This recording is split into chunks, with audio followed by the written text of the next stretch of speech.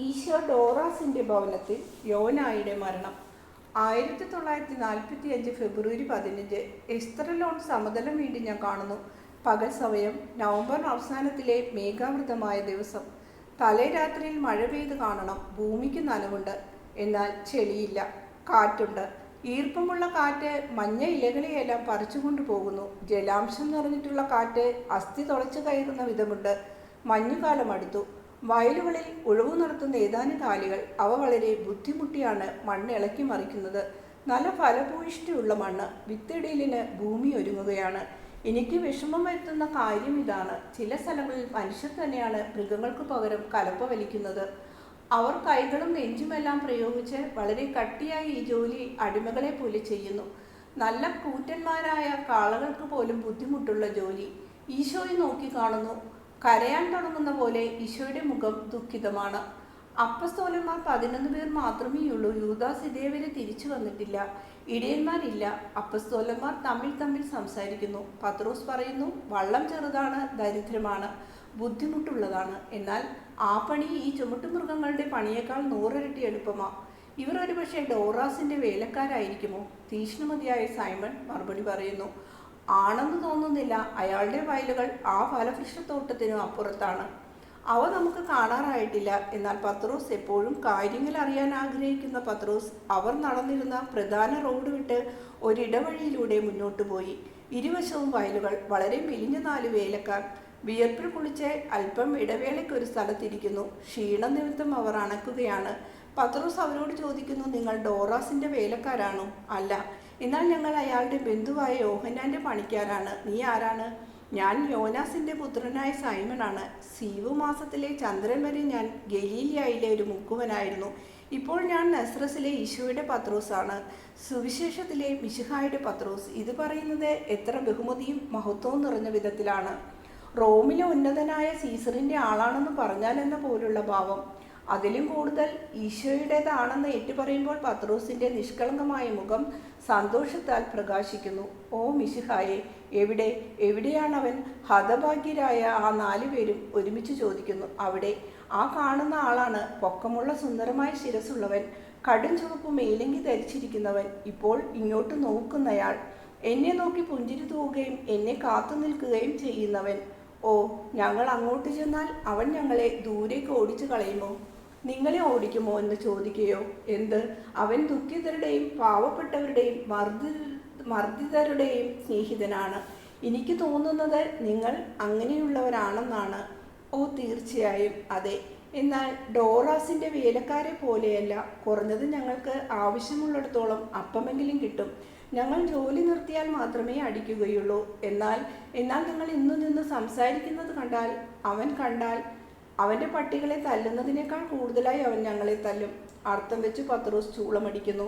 എന്നിട്ട് പറയുന്നു, ഇങ്ങനെ ചെയ്യുന്നതായിരിക്കും നല്ലത്. ഇത് പറഞ്ഞപ്പോൾ കൈകൾ കുഴച്ച് വായ്ക്ക് ചുറ്റും പിടിച്ച് കൂവി വിളിക്കുന്നു, ഗുരു, ഇങ്ങോട്ട് വരൂ. വേദനിക്കുന്ന ഹൃദയങ്ങൾ ഇവിടെയുണ്ട്. അവർക്ക് നിന്നെ കാണണം. നിങ്ങൾ എന്താണ് പറയുന്നത്? അവൻ ഇങ്ങോട്ട് വരാനോ? ഞങ്ങൾ നിർഭാഗ്യവാന്മാരായ വേലക്കാർ. പത്രോസ് ഇത്രയും അധികം ധൈര്യം കാണിക്കുന്നത് കണ്ടിട്ട് അവർ ആകെ ഭയപ്പെട്ട് പകച്ചു നിൽക്കുന്നു. അടി കിട്ടുന്നത് സുഖപ്രദമായ കാര്യമല്ലല്ലോ. ആ കേമൽ ഭീഷണി ഇപ്പോൾ ഇങ്ങോട്ടെങ്ങാനും വന്നാൽ ഒരുവിധം എനിക്കും കിട്ടണമെന്ന് ഞാൻ ആഗ്രഹിക്കുകയില്ല. ചിരിച്ചുകൊണ്ട് ഇതും പറഞ്ഞ് ഏറ്റവും കൂടുതൽ ഭയം കാണിക്കുന്ന വൃത്തിനെ പിടിച്ചു കുലുക്കുന്നു. ഈശോ നീണ്ട ചുവടുകൾ വെച്ച് നടന്നെടുക്കുന്നു. വേലക്കാർ 4 പേർക്കും എന്താണ് ചെയ്യേണ്ടതെന്ന് അറിഞ്ഞുകൂടാ. ഓടിച്ചെല്ലണമെന്നുണ്ട്, എന്നാൽ ബഹുമാനം കൊണ്ട് അനങ്ങാൻ പറ്റുന്നില്ല. മാനുഷിക ദുഷ്ടത നിമിത്തം ആകെ ഭയപ്പെട്ടിരിക്കുന്നവർ. അവർ മുഖം നിലത്ത് വെച്ച് സാഷ്ടാംഗം വീണു മിശിഹായെ ആരാധിക്കുന്നു. എന്നെ ആഗ്രഹിക്കുന്ന എല്ലാവർക്കും സമാധാനം. എന്നെ ആഗ്രഹിക്കുന്നവൻ നന്മയെ ആഗ്രഹിക്കുന്നു. അവനെ ഒരു സ്നേഹിതനെ പോലെ ഞാൻ സ്നേഹിക്കുന്നു. എഴുന്നേൽക്കൂ. നിങ്ങൾ ആരാണ്?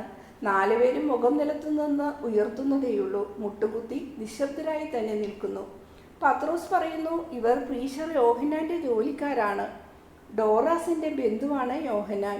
ഇവർക്ക് നിന്നോട് സംസാരിക്കാൻ ആഗ്രഹമുണ്ടെന്നാൽ അയാളെങ്ങാനും ഇങ്ങോട്ട് വന്നാൽ അടിയുടെ പൂരമായിരിക്കും. അതുകൊണ്ടാണ് ഞാൻ നിന്നെ ഇങ്ങോട്ട് വിളിച്ചത്. എഴുന്നേൽക്കൂ കുട്ടികളെ. ഇവൻ നിങ്ങളെ തിന്നുകയില്ല. വിശ്വാസമുള്ളവരാകൂ. ഇവൻ നിങ്ങളുടെ സ്നേഹിതനാണെന്ന് വിചാരിക്കൂ. ഞങ്ങൾക്ക് നിന്നെക്കുറിച്ച് അറിയാം. യോന ഞങ്ങളോട് പറഞ്ഞിട്ടുണ്ട്. ഞാൻ അവനെ അന്വേഷിച്ചു വന്നിരിക്കുകയാണ്. അവൻ എന്നെക്കുറിച്ച് പറഞ്ഞിട്ടുണ്ടെന്ന് എനിക്കറിയാം. നിങ്ങൾക്ക് എന്നെക്കുറിച്ച് എന്താണ് അറിവുള്ളത്? നീയാണ് മിശിഹ. അവൻ ശിശുവായി നിന്നെ കണ്ടു. നിന്റെ വരവിൽ ദൈവദൂതന്മാർ നല്ല ആളുകൾക്ക് സമാധാനം എന്ന് പാടി. അങ്ങയോട് അവർ വളരെ ദ്രോഹം ചെയ്തു, എന്നാൽ അവിടുന്ന് രക്ഷപ്പെട്ടു. ഇപ്പോൾ അന്നത്തെ ഇടയന്മാരെ അങ്ങ് അന്വേഷിക്കുകയാണ്. നീ അവരെ സ്നേഹിക്കുന്നു. അവസാനം പറഞ്ഞവ ഈയിടെയാണ്. ഇവൻ ഞങ്ങളോട് പറഞ്ഞത് അപ്പോൾ ഞങ്ങൾ ഇങ്ങനെ വിചാരിച്ചു, അവൻ ഏതാനും ആട്ടിടയന്മാരെ സ്നേഹിക്കാനും അവരെ അന്വേഷിച്ച് കണ്ടുപിടിക്കാനും മാത്രം അത്ര നല്ലവനാണെങ്കിൽ ഞങ്ങളോടും അല്പം സ്നേഹം കാണിക്കാതിരിക്കില്ല. ഞങ്ങളെ സ്നേഹിക്കുന്നവർ വേണമെന്ന് ഞങ്ങൾക്കും വളരെ ആഗ്രഹമുണ്ട്. ഞാൻ നിങ്ങളെ സ്നേഹിക്കുന്നു. നിങ്ങൾ ധാരാളം വേദന സഹിക്കുന്നുണ്ടോ?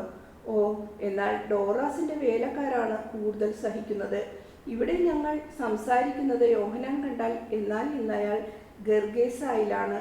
കൂടാര പെരുന്നാൾ കഴിഞ്ഞ ആൾ തിരിച്ചു വന്നിട്ടില്ല. എന്നാൽ അയാളുടെ നടത്തിപ്പുകാരൻ വൈകിട്ട് വന്ന് ഞങ്ങളുടെ ജോലി അളന്നു നോക്കിയ ശേഷം ഭക്ഷണം തരും. അത് സാരമില്ല.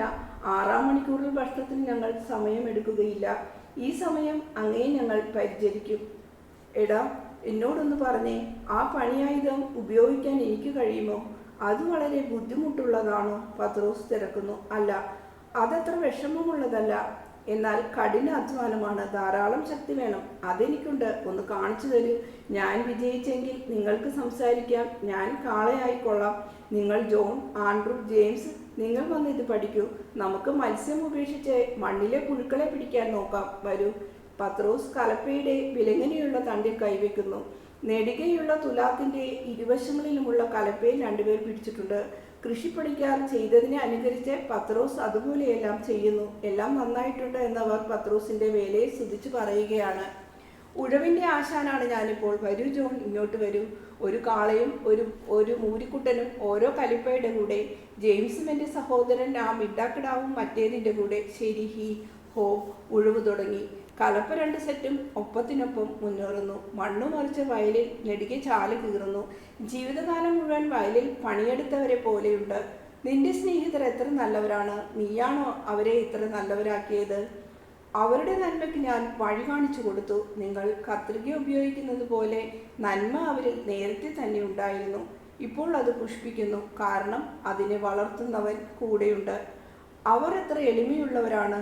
അവർ നിന്റെ സ്നേഹിതരാണ്. എന്നിട്ടും അവർ ദരിദ്രരായ ഈ പണിക്കാരെ സഹായിക്കുന്നു.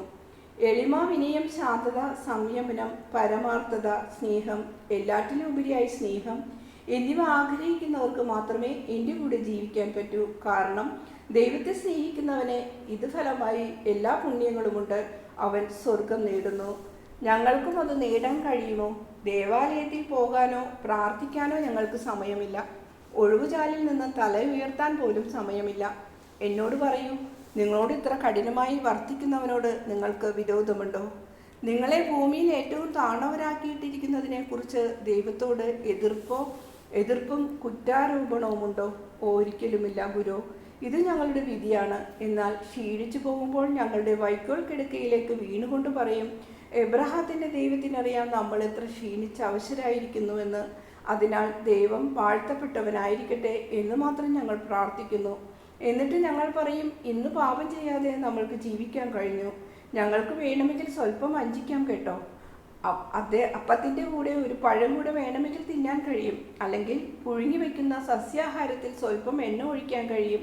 എന്നാൽ യജമാനൻ പറഞ്ഞിരിക്കുന്നത് അപ്പവും സസ്യങ്ങളും മതി വേലക്കാർക്ക് എന്നാണ്.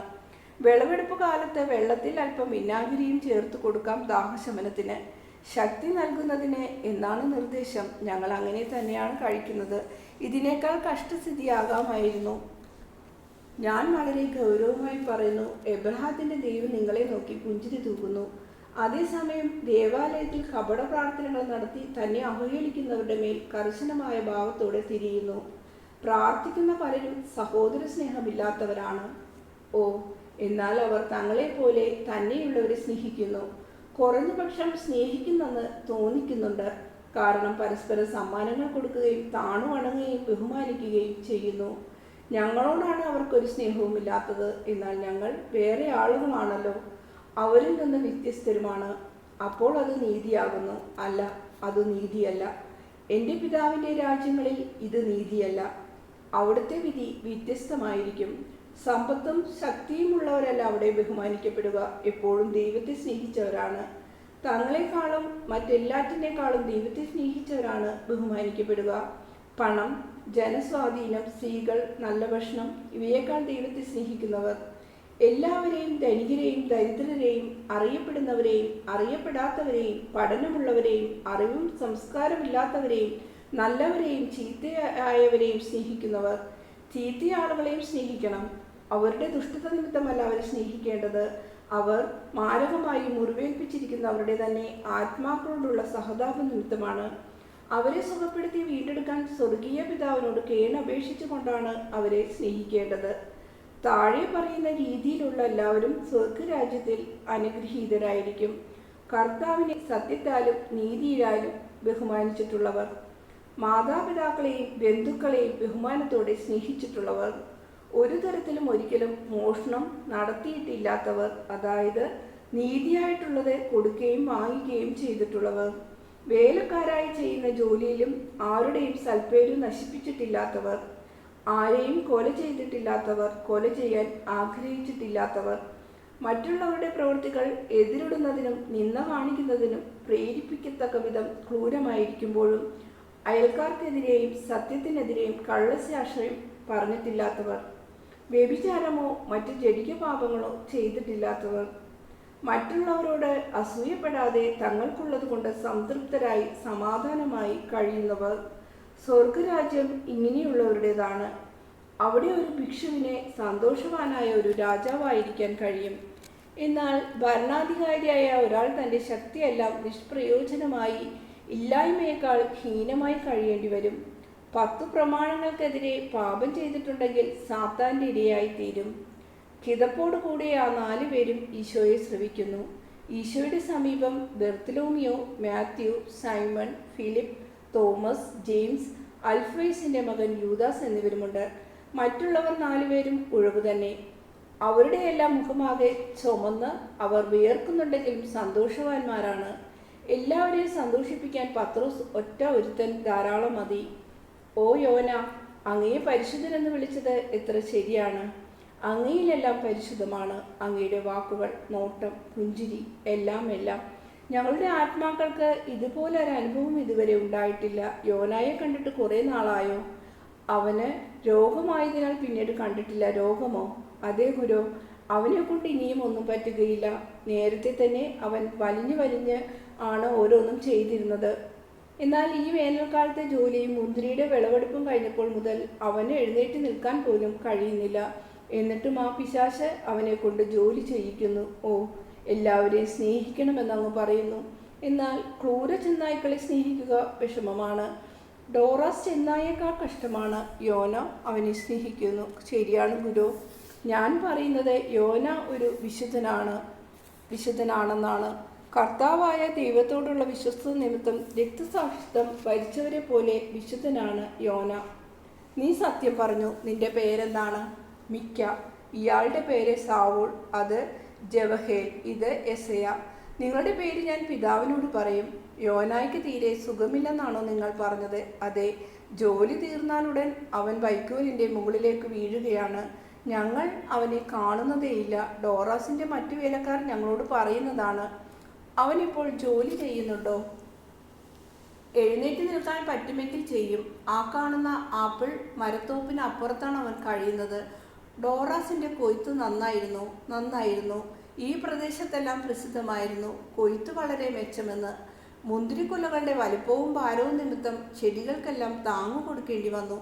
വീഞ്ഞ് ശേഖരിക്കാൻ പുതിയ തൊട്ടികൾ ഉണ്ടാക്കേണ്ടി വന്നു. വലിയ തൊട്ടികൾ. ഡോറാസ് ബ്രിറ്റിന് വലിയ പ്രതിഫലം നൽകിയിട്ടുണ്ടാവും. പ്രതിഫലമോ? ഓ കർത്താവേ, അയാളെക്കുറിച്ച് അല്പമേ അങ്ങേക്കറിയാവൂ. യോന എന്നോട് പറഞ്ഞു, കുറേ വർഷങ്ങൾക്ക് മുൻപ് ഏതാനും മുന്തിരിക്കൊലകൾ നഷ്ടപ്പെട്ടതിന് ഡോറാസ് അവനെ മരിക്കാത്ത വിധം അടിച്ചുവെന്ന്. പോരാഞ്ഞിട്ട് കടം ചുമത്തി അവനെ അടിമയാക്കി. ചില കൃഷിപ്പണികൾക്കെല്ലാം അവൻ്റെ മേൽ കടം ചുമത്തി. ഈ കൊല്ലം കൃഷി നന്നായതുകൊണ്ട് അത്ഭുതകരമാം വിധം ധാരാളം വിളവുണ്ടായതിനാൽ അവന് സമ്മാനം കൊടുത്തു കാണും. ഇല്ല ഗുരു, മൃഗീയമാം വിധം അവനെ അടിച്ചു. കാരണം ഈ കൊല്ലത്തേതുപോലെ നല്ല വിളവ് മുൻകൊല്ലങ്ങളിൽ കിട്ടാതെ പോയത് അവൻ ശരിക്കും അന്വേഷിക്കാതിരുന്നത് കൊണ്ടാണ് എന്നാരോപിച്ചു. ആ മനുഷ്യൻ ഒരു മൃഗമാണ്. മത്തായി പറയുന്നു, അല്ല, അവന് ആത്മാവില്ല. ഈശോ പറയുന്നു, എൻ്റെ മക്കളെ, ഞാൻ പോകട്ടെ, നിങ്ങളെ ഞാൻ അനുഗ്രഹിക്കുന്നു. ഇന്ന് നിങ്ങൾക്ക് അപ്പവും ഭക്ഷണവുമുണ്ടോ? ഈ അപ്പമുണ്ട് എന്ന് പറഞ്ഞുകൊണ്ട് നിലത്ത് കിടന്ന ഒരു ചാറ്റിൽ നിന്നും കറുത്ത ഒരപ്പം എടുത്ത് കാണിക്കുന്നു. എൻ്റെ ഭക്ഷണം നിങ്ങൾ എടുത്തുകൊള്ളൂ, എനിക്ക് ഇത്രയേ ഉള്ളൂ. ഞാനിന്ന് ഡോറാസിൻ്റെ വീട്ടിലാണ് താമസിക്കുന്നത്. എന്നിട്ട് അങ്ങ് ഡോറാസിൻ്റെ വീട്ടിലോ? അതെ, യോനായെ വീണ്ടെടുക്കാൻ നിങ്ങൾ അറിഞ്ഞില്ലേ? ഇവിടെ ആരും ഒന്നും അറിയുകയില്ല. അവനെ വിശ്വസിക്കല്ലേ ഗുരു. അങ്ങ് ചെന്നായുടെ ഗുഹയിൽപ്പെട്ട ഒരു ആട്ടിൻകുട്ടിയായി പോകും. അവൻ എന്നെ ഉപദ്രവിക്കാൻ കഴിയുകയില്ല. ജെയിംസേ, നമുക്കുള്ള ഭക്ഷണം ഇവർക്ക് കൊടുക്കൂ. നിങ്ങളുടെ പക്കലുള്ള വീഞ്ഞും എൻ്റെ പാവപ്പെട്ട സ്നേഹിതരെ നിങ്ങൾ സന്തോഷിക്കൂ. നിങ്ങളുടെ ആത്മാക്കൾക്ക് ശരീരത്തിലും സന്തോഷമുണ്ടാകട്ടെ. വരൂ പത്രോസേ, നമുക്ക് പോകാം. ഗുരു, ഞാൻ വരുന്നു. ഇനി ഈ ചാലുകൾ കൂടെ മാത്രമേയുള്ളൂ. ഇതും പറഞ്ഞ് പത്രോസ് ഈശോയുടെ പക്കലേക്ക് ഓടിച്ചെല്ലുന്നു. മുഖം നന്നെ ക്ഷീണിച്ചിട്ടുണ്ട്. പുറകുപ്പായം കൊണ്ട് തുടച്ച ശേഷം അത് വീണ്ടും ധരിച്ചുകൊണ്ട് ഹൃദ്യമായി ചിരിക്കുന്നു. വേലക്കാർ 4 പേരും ഹൃദയപൂർവ്വം നന്ദി പറയുന്നു. ഗുരു, ഇനിയും ഇതിലെ കടന്നു പോകുമോ? പോകും. എന്നെ കാത്തിരിക്കൂ. നിങ്ങൾക്ക് യോനായോടും യാത്രാമംഗളം പറയാനിടയാകും. അത് ചെയ്യാൻ കഴിയുമോ? ഓ, തീർച്ചയായും കഴിയും. സന്ധ്യയോടെ ഉഴവ് തീർക്കണം. പകുതിയിലധികവും ഉഴുതു കഴിഞ്ഞു. എത്ര വേഗത്തിൽ, എത്ര നന്നായി ചെയ്തു. അവിടുത്തെ സ്നേഹിതർ നല്ല ശക്തിയുള്ളവരാണ്. ദൈവം അങ്ങയെ അനുഗ്രഹിക്കട്ടെ. ഇന്നത്തെ ദിവസം പെസഹ തിരുനാളിനേക്കാൾ ഞങ്ങൾക്ക് വലുതാണ്. ഓ ദൈവം നിങ്ങളെയെല്ലാം അനുഗ്രഹിക്കട്ടെ. ഈശോ നേരെ ആപ്പിൾ മരത്തോട്ടിലേക്ക് പോകുന്നു. അത് കടന്ന് ഡോറാസിൻ്റെ വയലിലെത്തുന്നു. വയലിൽ വേലക്കാരിൽ ചിലർ ഉഴവ് നടത്തുന്നു. ചിലരെല്ലാം കുനിഞ്ഞ് കളകൾ നീക്കുന്നു. എന്നാൽ യോന അവിടെയല്ല. ആളുകൾ ഈശോയെ മനസ്സിലാക്കുന്നു. ജോലി ഉപേക്ഷിക്കാതെ നിന്ന് തന്നെ ഈശോയെ അഭിവാദ്യം ചെയ്യുന്നു. യോന എവിടെയാണ്? 2 മണിക്കൂർ കഴിഞ്ഞപ്പോൾ അവൻ ഉഴുവുചാലിൽ വീണു. ഉടനെ വീട്ടിലേക്ക് കൊണ്ടുപോയി. പാവം യോന, ഇനി അധികം പീഡനങ്ങൾ സഹിക്കേണ്ടി വരികയില്ല. അവൻ അന്ത്യത്തോട് അടുക്കുകയാണ്. അവനേക്കാൾ നല്ലവനായ ഒരു സ്നേഹിതൻ നമുക്കൊരു കാലത്തും ഉണ്ടാകുകയില്ല. നിങ്ങൾക്ക് ഭൂമിയിൽ ഞാനുണ്ട്, എബ്രഹാത്തിൻ്റെ മടിയിൽ അവനുമുണ്ട്. മരണം പ്രാപിച്ചവർ ജീവിക്കുന്നവരെ സ്നേഹിക്കുന്നത് ഇരട്ടി സ്നേഹത്താലാണ്. അവരുടെ സ്വന്തം സ്നേഹത്താലും ദൈവത്തോടു കൂടിയായതിനാൽ അങ്ങിൽ നിന്നും ലഭിക്കുന്ന പരിപൂർണ സ്നേഹത്താലും. ഓ, വേഗം പോയിക്കൊള്ളൂ.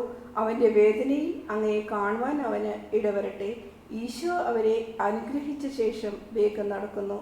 ഇനി എന്താണ് ഈശോ ചെയ്യാൻ പോകുന്നത്? ഡോറാസിനോട് എന്തു പറയും? ശിഷ്യർ ചോദിക്കുന്നു. ഒന്നും അറിയാത്ത മട്ടിൽ ഞാൻ ചെല്ലാം. ഞാനെല്ലാം അറിഞ്ഞു നേരെയാക്കാനാണ് ചെല്ലുന്നതെങ്കിൽ അയാൾ വേലക്കാരോട് ഒട്ടും ദയ കാണിക്കുകയില്ല. ഇവൻ കുറുക്കനാണെന്ന് നിന്റെ സ്നേഹിതൻ പറഞ്ഞത് ശരിയാണ്, പത്രോസ് സൈമനോട് പറയുന്നു.